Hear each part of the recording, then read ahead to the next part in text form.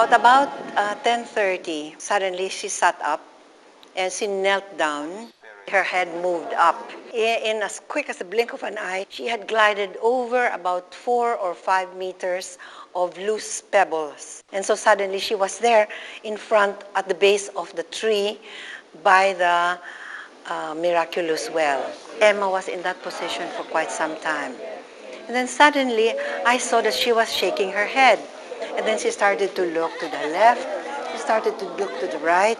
You know, she did this several times. And the next time she turned to me, I was seated here towards the back on the left side. I could see that her face was so radiant and she had tears, but she was smiling. Much later, Minetta asked Emma why she kept looking around. She said, you know, I was turning left and right because the whole mountain was filled with angels, all kinds of angels, all sizes. Hail Mary, full of grace, the Lord is with thee.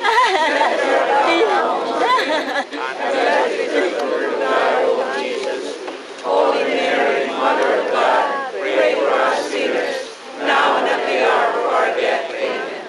But apparently Emma was not the only one who saw the angels. Angela Bataclan, the coordinator of the La Pieta BIR Quezon City chapter, saw them too. Yes, she was right beside me.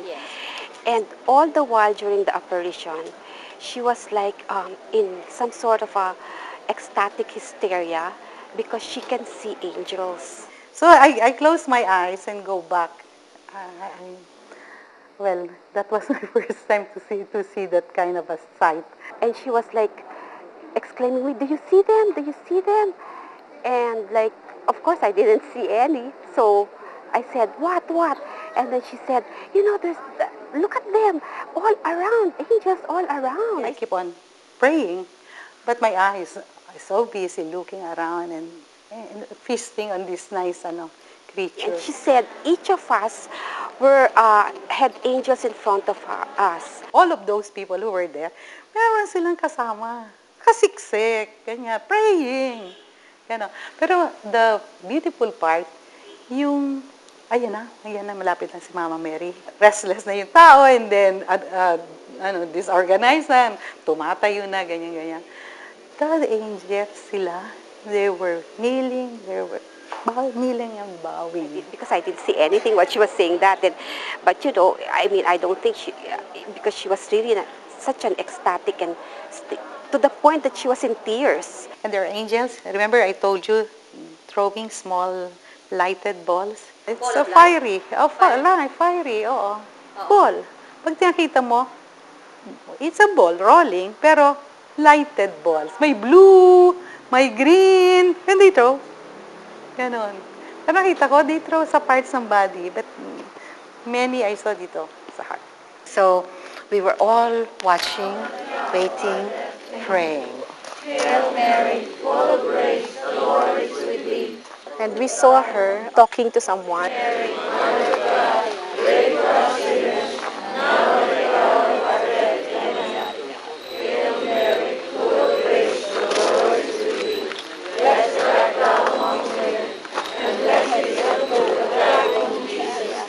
Holy Mary, Mother of God, pray for us sinners, now and at the hour of our death. Amen. But at a certain point, she extended her hand like this, as though she was getting something, and then she drew it back to her face, and she kissed it very reverently. She turned around to us, and boy, you know, her face was so transformed. She was so beautiful and so radiant. And her face was full of glitter, and there was glitter all over the place. She had her face full of glitters when she turned around to us, and she was just powdered with all glitters all over her face. And blessed is the fruit of thy womb, Jesus. Now we know why there was a white sheet that they placed for her, because it had collected a lot of the glitter.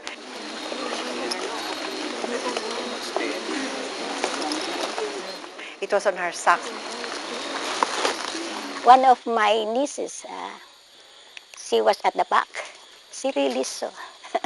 glitters, even at the soul. And it was the first time that I saw a miracle like that because of the gold dust.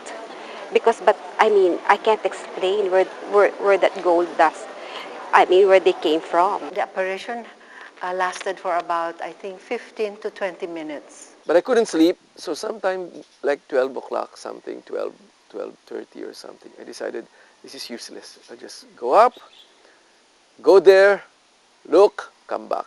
So Emma got up, she turned around, and she seemed so visibly shaken, like somebody she had just awakened.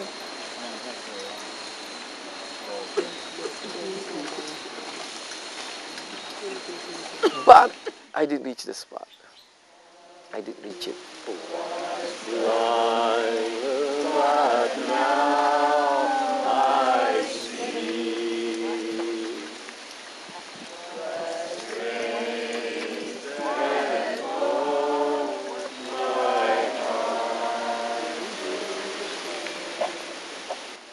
I was thinking that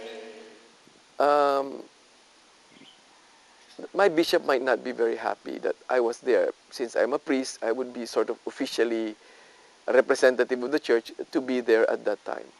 So I did not reach it.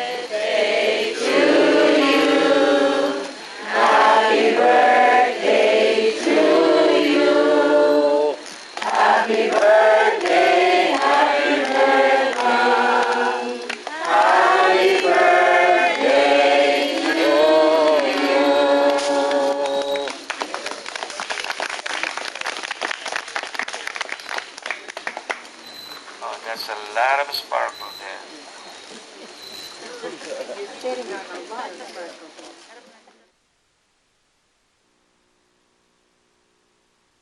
So Emma left, and we all remained.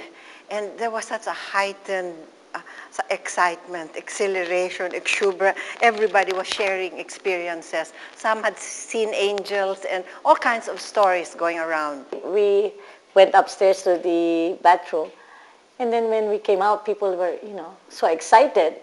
They were looking up in the sky. Suddenly, I heard somebody saying, look over there.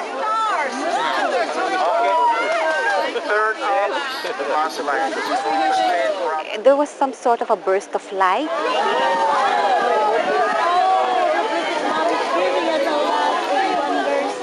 And I looked, and oh, wow, it was a display of light. It was like maybe the tail of a comet, or you know when you have fireworks, at the end of the fireworks you have the remaining things floating down. They were shimmering in the trees, up and down. I was jumping with joy and adoration. So I started to be skeptical. I started to think, what kaya if somebody's playing tricks? So I started to look around. It seemed impossible because we were 1 kilometer inside. There was